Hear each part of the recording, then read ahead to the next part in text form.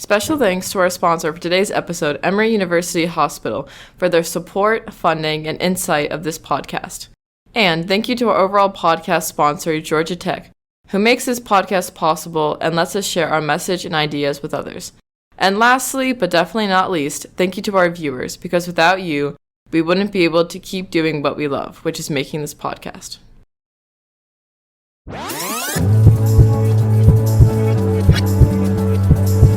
You're listening to Health Around Us.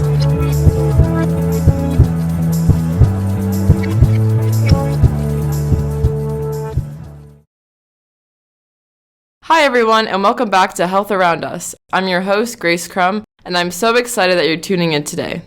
We've been talking about current and past health trends around the United States in hopes of spreading valuable knowledge in terms of health, with the goal of improving the overall health of the nation. In today's episode, we go into a little bit more depth and begin to focus on the specifics of the issue of obesity in the South, specifically in Georgia, Alabama, and South Carolina. And I'll be taking you guys on a trip to interview 3 experts, all in different fields. We'll be exploring the historical perspective, science, and present-day effects and prevalence of diabetes and how this leads to obesity in these states in particular. Due to cultural values, marketing and business goals, community events, and historical foundations, diabetes and obesity rates are higher in the South from consumption of higher calorie foods with large amounts of saturated fat, higher consumption of foods, and less amounts of physical activity. Our goal in this podcast episode, as usual, is to recognize the problem, speak to experts to learn more about it, come up with ideas for how we can resolve it, and connect it back to our viewers. So without further ado, let's dive into it.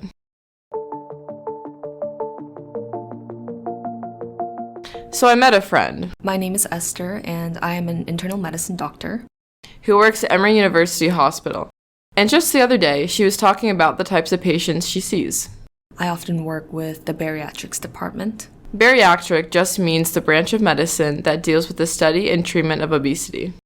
And it's always challenging to see bariatric patients who really want to work to lose weight and become healthier, but it's a lot more difficult than many people realize. Are you referring to exercising? Exercising too, yes, but a lot of it is also because of the kinds of food that they consume, which a lot of times stems from socioeconomic factors. So there's lots of papers published that correlate obesity rates to the South, and one of them basically found that socioeconomic factors significantly contribute to obesity rates. I think they studied like 4 specific relations between obesity and poverty, obesity and receiving the Supplemental Nutritional Assistance Program from the government, obesity and unemployment, and obesity and income. So the first 3 relations had a direct relationship. For example, obesity increased as poverty increased. And there was an inverse relation between obesity and income, meaning generally as income increased, obesity decreased, which makes sense. Right. There are generally higher rates of poverty in the South, which can be related to consumption of relatively cheap, low-quality food. Yeah, and a lot of people aren't getting the nutrients they need. Instead, they're consuming food with excessive amounts of grease and sugars because it's cheaper and convenient and it just tastes good. I mean, even for me and a lot of my coworkers, we often just grab a quick lunch from the fast food place down the street.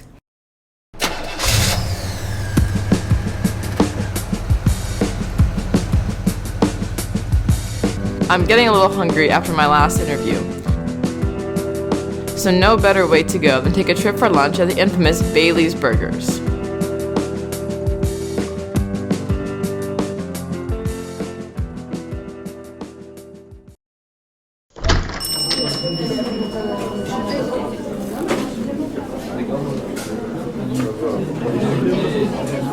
Hi, Bailey. Hey, Grace. Long time no see. Do you want something to eat? Could you give me the classic special or the fan favorite on the menu here? Sure. Our classic is the Bailey's Burger, made with 2 beef patties, 2 slices of American cheese, lettuce, tomatoes, and onions. And my favorite part of the classic Bailey's sauce is my special recipe. Okay, I'll try a Bailey's Burger.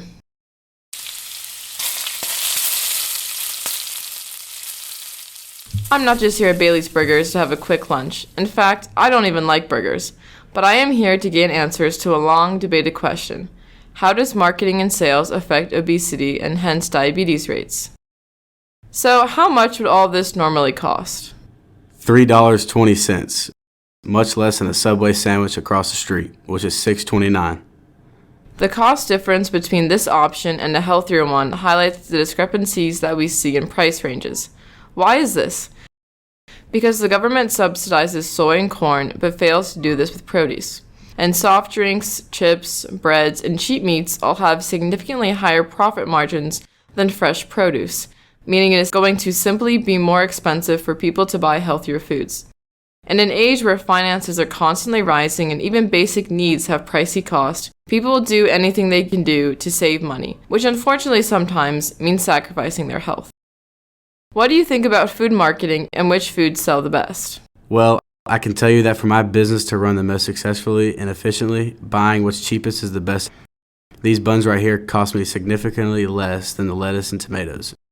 In fact, I'm not even sure the cost for the produce is even worth it. The potatoes we get for the fries don't cost that much either. People come in looking for a quick and cheap meal, and we deliver that. Right. People don't usually come into a burger place to purchase salads and eat healthy. Yeah, people just want something cheap but still tastes good. But I can agree that I'm not sure it's what's best for the health of the nation, despite it being for our economy. And Bailey isn't the only one who believes that. As I was doing some research on this topic before I went to interview Bailey, I came across an article that discussed how outdoor advertising, like billboard ads people see on highways, is linked to obesity. In fact, for every 10% increase in outdoor advertising, there's a shocking 1.05 greater times that an individual will be obese or overweight. These businesses and companies making these ads see large increases in their profit margins as people watch the ads and decide to buy the food product. But as the statistics show, it is harming the health of the people. It's a weird sort of phenomenon because these ads are showing cheap, unhealthy foods to people, yet these businesses are making mass amounts of money. Products such as produce and organic items do not make the same amount of money, largely because they don't have the sales to make the ads, and hence people aren't being attracted to their goods. This means they oftentimes have to charge higher for their products because they just aren't making enough money to have lower costs. As we can see, this whole topic becomes more of a systemic issue. We need people to want to buy healthy options, so then more people buy them and hence these prices can go down, and then encourage people to buy their goods.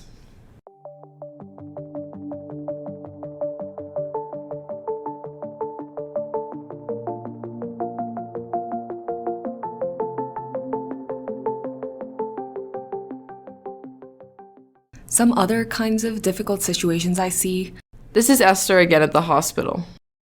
is when it comes to bariatric patients needing specific equipments. What kind of equipment? Well, the same kind of equipments that a lot of patients need. Blood pressure cuffs, hospital beds. Wheelchairs? Yes, wheelchairs. And sometimes we need to use separate scales to accurately weigh bariatric patients, which is really important in medicine. Because you have to deliver the right dosage of medication, right? Exactly. So we always have to think about, how do we do things? How do we use bariatric equipment without making a patient feel bad? Without making a patient lose self-confidence. Right.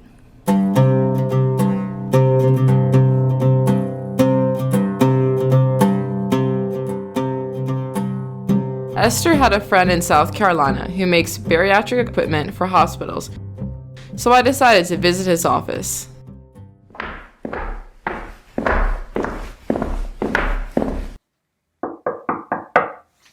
Hey, my name is Isaac. Nice to meet you. Nice to meet you as well.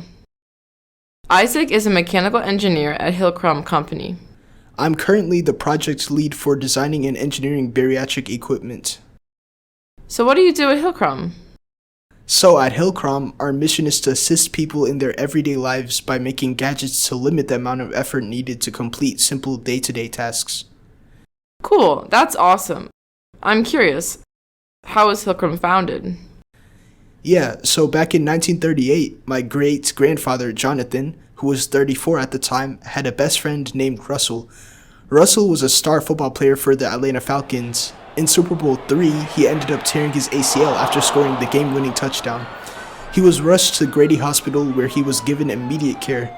As a best friend, Jonathan felt obligated to contribute to Russell's well-being.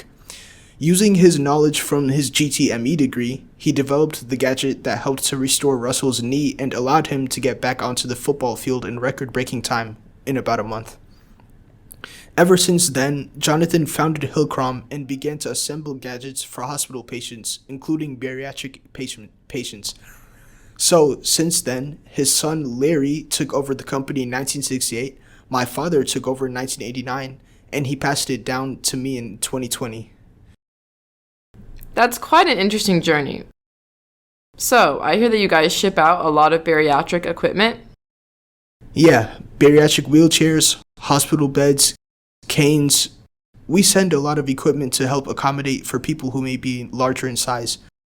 Actually, we've been working on this new bariatric recliner, and we've made decent progress so far. Our current design on the market is engineered to withstand 880 pounds of pressure, fit a person that's 3 feet wide, and allow for a person to lay fully flat. Now, my team is working on making that design more space efficient. Okay, that's interesting. How many of these equipments do you guys ship out each year? I'm actually not quite sure on the specific numbers, but I do know that the company revenue is increasing year by year. Really?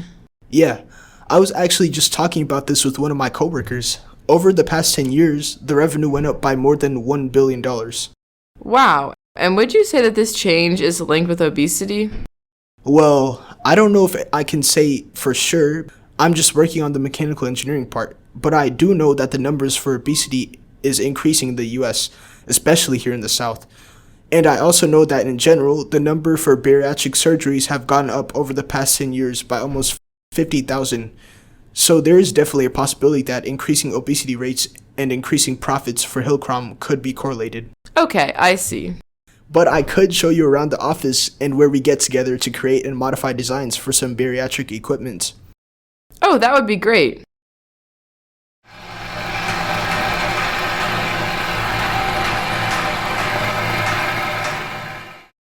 So what would you say is the most challenging aspect of designing or making bariatric equipment? Probably picking the right materials and making the equipment have good quality while also trying to keep the cost reasonable. How do you guys go about doing that? We use cost-effective and abundant resources like steel and copper to enhance the quality of our products. The whole mission is that we want to support patients who are on the larger side. Obviously, it would be wonderful to reduce obesity rates throughout the South and really all of the US, but if it is a prevalent problem at the moment, then what engineers like us can do is to help create devices that allow bariatric patients to be accommodated for, for patients to have a more safe and comfortable experience. Absolutely.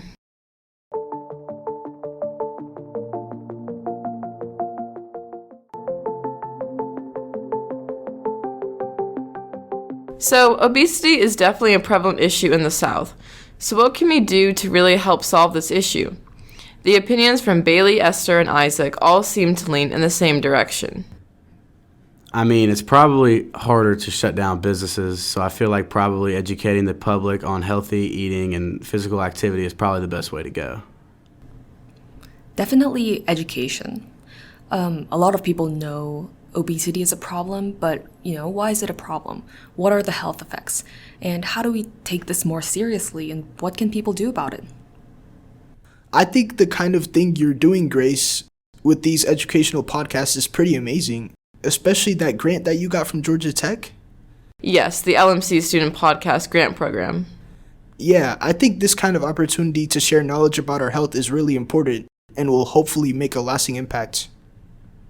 Well, you heard it from the experts themselves. Educating the public on this issue of obesity and diabetes is the way to go. Like any other problem you try to solve, regardless of its intensity, awareness of the problem is the first step, and then finding solutions like teaching people the effects and what they can do to address it is how we find solutions. So, try to add in more fruits and vegetables and cut down on excessive saturated fats and added sugars. And remember, everything is good in moderation. And try adding in some physical activity like a walk, run, weight training, biking, swimming, really anything that makes you get up and move and makes you happy. Well, that's it for today's podcast episode, but I hope you guys found some key takeaways on how to help solve this problem taking over our nation. And remember, education is key. We'll see you next week on Health Around Us.